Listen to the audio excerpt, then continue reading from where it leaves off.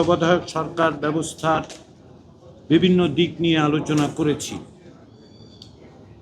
আপনারা জানেন যে সমস্ত রাজনৈতিক দলই এই ব্যাপারে একমত যে নির্বাচনকালীন তত্ত্বাবধায়ক সরকার ব্যবস্থা পুনঃপ্রতিষ্ঠা করতে হবে,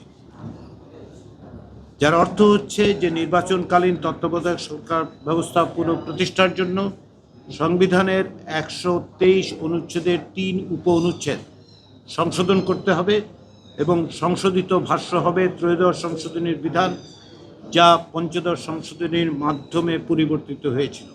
যার অর্থ হচ্ছে যে সংসদ বহাল থাকা অবস্থায় নির্বাচন করার যে ব্যবস্থাটি ছিল সেটা বাতিল করে ত্রয়োদশ সংশোধনীর মাধ্যমে যে ব্যবস্থা প্রতিষ্ঠিত হয়েছিল আমরা সেখানে ফিরে যাওয়ার ব্যাপারে একমত হয়েছি। যে ওই জায়গায় যদি নির্বাচনকালীন তত্ত্বাবধায়ক সরকার প্রতিষ্ঠা করতে হয়, যে বিষয়ে আমাদের সকলের একমত আছে, সেই জায়গায় যেতে হলে আমরা 123-এর 3 অনুচ্ছেদ সংশোধন করতে হবে।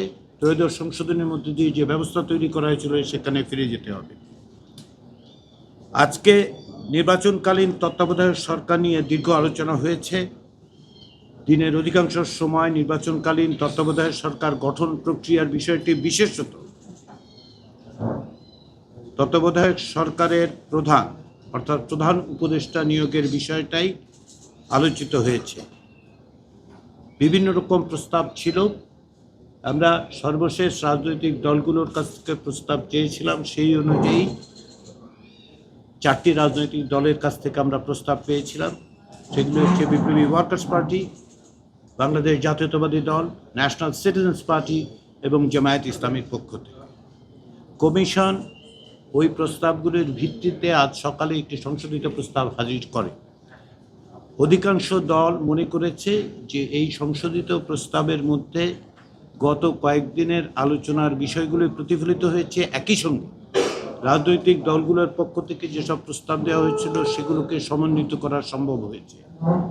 তারই প্রেক্ষাপটে বিভিন্ন রকম আলোচনার মধ্য দিয়ে কিছু সংশোধন সংযোজনের প্রশ্নটা ওঠে এবং সেই লক্ষ্যেই, সেই আলোচনার প্রেক্ষিতেই কমিশন দিনের মাঝামাঝি সময়ে আবারও বৈঠক করেছে এবং বৈঠক করে আরেকটি সংশোধিত সমন্বিত প্রস্তাব উপস্থাপন করেছে। এই প্রস্তাবটিতে বিস্তারিতভাবে প্রধান উপদেষ্টা নিয়োগের পদ্ধতি বলা হয়েছে। এই প্রস্তাবের অধিকাংশ বিষয়ে দলগুলো একমত হয়েছে। এই প্রস্তাবের একটি লিখিত ভাষ্য তৈরি করা হয়েছে এবং বিষয়টির গুরুত্ব বিবেচনা করে ওই লিখিত প্রস্তাব রাজনৈতিক দলের প্রতিনিধিদের কাছে দেয়া হয়েছে।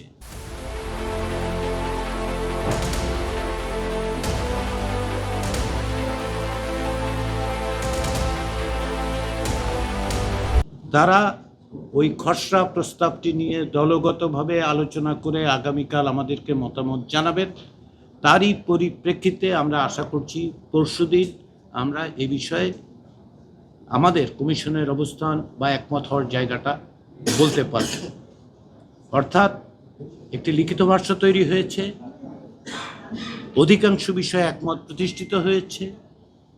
এখন লিখিত ভাষ্যের কিছু খুঁটিনাটি দিক নিয়ে দলগুলো নিজস্বভাবে আলোচনা করে সামান্য পরিবর্তনের প্রস্তাব যদি দেন আগামীকাল, আমরা অনুরোধ করেছি লিখিতভাবে দিতে, যাতে করে আমরা পরশুদিন এই বিষয়টা জায়গায় আসতে পারি। আপনারা সকালের দিকে আমি কমিশনের পক্ষ থেকে আরেকটি বিষয় অবহিত করেছি আপনাদের, সেটা হচ্ছে উচ্চকক্ষের বিষয়। উচ্চকক্ষের বিষয়ে একাধিক দিন আলোচনা হয়েছে। উচ্চকক্ষের বিষয়ে যে প্রস্তাব, সে প্রস্তাবে উচ্চকক্ষ প্রতিষ্ঠা নিয়ে কোনো ভিন্ন মত নেই। কিভাবে হবে সে বিষয়ে যেহেতু দুটো মত আছে এবং রাজনৈতিক দলগুলোর এই মতামতের প্রেক্ষিতে রাজনৈতিক দলগুলো কমিশনের কাছে এই দায়িত্ব অর্পণ করেছে। কমিশন ইতিমধ্যে এটা নিয়ে আলোচনা করেছে, বৈঠক করেছে। আমরা আশা করেছিলাম আজকে অর্থাৎ রোববার দিন সকালবেলা আমরা এই বিষয়ে আপনাদেরকে জানাতে পারব। আমরা মনে করছি যে আমাদের আরেকটু সময় লাগবে। আমরা আগামী 2-1 দিনের মধ্যে আরও আলোচনা করে উচ্চকক্ষ বিষয়ে একটা সিদ্ধান্ত কমিশনের পক্ষ থেকে দিতে পারব। ফলে যাতে করে আমরা সকলকে সাথে নিয়ে একটা জায়গায় আসতে পারি, আমরা সেই চেষ্টা করছি। আমরা আশা করছি যে এই প্রক্রিয়া অব্যাহত থাকলে আমরা জুলাই মাসের শেষ নাগাদ একটি জাতীয় সনদ তৈরি করতে পারব। কমিশন এখনও এই বিষয়ে আস্থাশীল। কমিশন এখনও মনে করছে যে এই প্রক্রিয়া অব্যাহত রেখে রাজনৈতিক দলগুলোর সহযোগিতা অব্যাহত থাকলে, যে জন্য আমি বারবার রাজনৈতিক দলগুলোকে ধন্যবাদ জানিয়েছি কমিশনের পক্ষ থেকে, এবং আমরা মনে করি আমরা জুলাইয়ের শেষ নাগাদ 31শে জুলাইয়ের মধ্যে একটি জাতীয় সনদ স্বাক্ষর করতে পারবো, সেই আস্থা এবং বিশ্বাস আমাদের আছে। আমি আবারও আপনাদের সবাইকে ধন্যবাদ জানাচ্ছি, কমিশনের সকলে।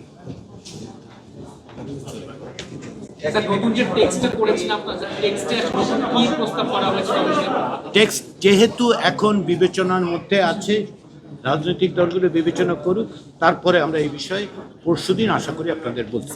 ধন্যবাদ।